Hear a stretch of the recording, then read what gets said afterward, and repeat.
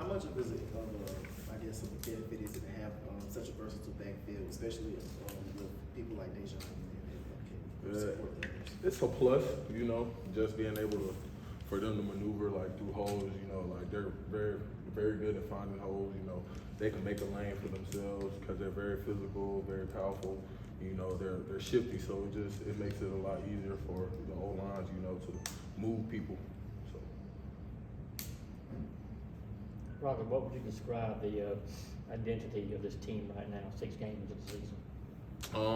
Physicality, you know, that's always been our MO. So, you know, we just work towards that every day, you know, to uphold the standard and keep it going.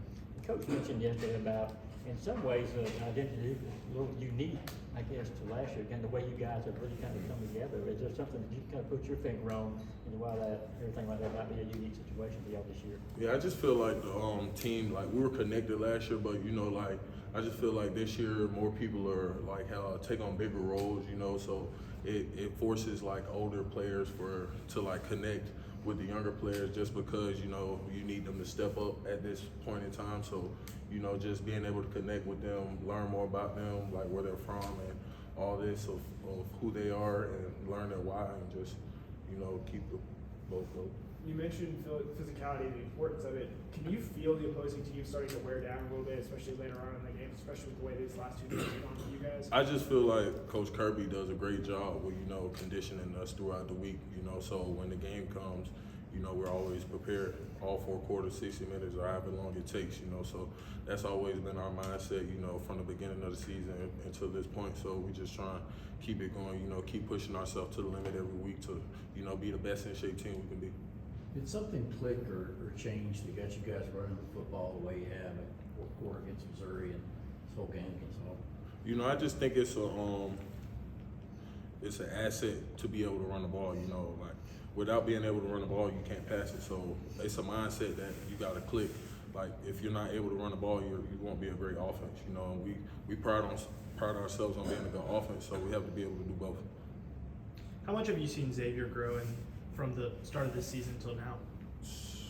Tremendous, like because he played a big role last year. You know, a couple guys got injured. Me and him, you know, we played on the same sides from Chase being out sometimes to Jamari being out sometimes. So, you know, me and him, we got a bond. You know, just being on the left side together. And I've seen him grow like in his pass sets and his maturity and everything, and it's continuing. So. What's it like to see Jamari and Andrew Thomas kind of succeeding on the next level? It's amazing, you know, just being able to watch them succeed is like, it makes me happy for them because just watching Jamari, you know, I used to watch him grind every day, come in ready to work, never falling off his game, you know, and, you know, he deserves it.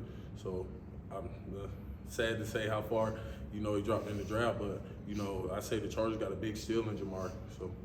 It kind of has to excite you too, knowing, hey, if I do what I'm supposed to, that could be me next year or 2. Yeah, I just try and stay in the present moment. You know, I try not to think too far ahead because of who I am. You know, I don't try and get too big here. I just try and stay in the present moment. I'm still at University of Georgia. I'm still a Bulldog right now, so I just try and keep my head focused on that and be the best player I can be for the team. Say a recruit's in here on campus and he's asking you about Kirby Smart. What do you say when you say this is what it's like to play for Kirby Smart? And I'm talking about relationally as much as being a coach. I really don't get asked that question too much, to be honest. You know, just like, you can just feel the atmosphere. Like, it's really not, like, you can see how it goes. Like, even on game day, you know, he's always the same. Like, so, like, you'll never catch him being somebody who he doesn't want to be. You know, he's always the same person. When you're talking to him on the field, when you're talking to him off the field, just having a regular conversation, you know, he's always going to be the same person. So, what do you think about the time commitment that I guess him and all the coaches put in? Is it crazy sometimes when you think about the hours they put in between recruiting and coaching you guys on a day-to-day basis? I just feel like it's a lifestyle to them now at this point in time, you know, and I commend them for that because, you know, they have families as well. But I feel like that they put in the time for their family and for us to succeed at a high level, you know. Like, and I believe their families understand that, and they understand how big of a role that the coaching staff plays And you know, like all the interns, everybody, the interns, nutrition staff, everybody plays a big role. You know, they're always here, first ones in, last ones to leave, and you know, I commend them for that. You mentioned earlier kind of the mindset of not looking too far ahead and being in the present moment. How are you guys just able to do that as a whole, even though it's easy to look at the AP poll and see where you rank, and it's easy to see predictions and all that stuff out there? How are you guys? We don't even look at it. We just continue to work every day. Like we don't even care 1, 2, 3. It don't matter. We're gonna continue to work. We're gonna continue to grind as a team. You know, be the best we can be on game day. So. How important is it to like you and the offensive line? You just kind of like push the pile whenever now the ball gets stopped or the running back gets stopped. I think that's just something we pride ourselves on. You know, covering down because you never know what can happen. So. And the ball can end up on the ground or anything. So, you know, in practice, that's our mindset, you know, just cover down, always there. But, you know, holding your brother up because, you know, he's going to run the ball. He's going to break loose. He's going to try and run somebody over, be physical. So if we're able to get down there and push the pile for 5, 6, 7 extra yards, you know, that's great. Do y'all measure those cover down route, the cover down yards? We really don't measure them, but, you know, like, when we look at it, we like, dang, like, you know, that's us really. Like we go from blocking to running down the field, covering. So like, it just amazes us sometimes. Like I think we had like, what was it, 3 or 4 last game. You know, that's just a mindset like the O-line tries to have. You know, play physical, cover down, get after, like basically trying to wear your opponent down. That's it. Have you seen any more emphasis on that cover down with under Coach Searles than you did previously? No, that's always been. It doesn't matter. That's the O-line holds that standard. It's not the coaches. The O-line talks about that. Like said, Warren, me, you know, Trust. All of us always talk about that. Like even in practice, if one of us sees somebody not covering down, you know, we'll tell them like, hey, cover down. Let's try and, you know, get 5, 10 yard bursts down the field after the play. What was your reaction when you saw Stetson break off that 64-yarder? Man, that was amazing. Like, I was shocked. I saw him running. I was like, he can score. Because the safety split and the middle was just wide open. He just took off. Oh yeah, he's going to score. It looked like some of you guys might have been laughing a little bit. Yeah, yeah. Because Stetson, man, he don't ever want to run the ball for real. Looking forward to Vanderbilt. What have you seen out of the defensive line? And kind of what's the mentality in the locker room right now, in the offensive line room right now, heading into the game? No, it's the same. The same is always the same. You try to overpower your opponent. You know, show your dominance. Like be physical for 60 minutes, however long it takes. So that's always been our motto. Just continue to play, fight for however long it takes. Broderick, I asked Xavier about Branson Robinson just a little bit ago. Everybody knows he's built like a brick house, like Incredible Hulk or whatever. What was your first time you saw him in person? Man, What was your first reaction? time I saw him, he was in a locker room and he had his shirt off. And I'm like, who is this? like he makes me look little. I'm like, I was like, yo, you got to put a shirt on around here. He's too big.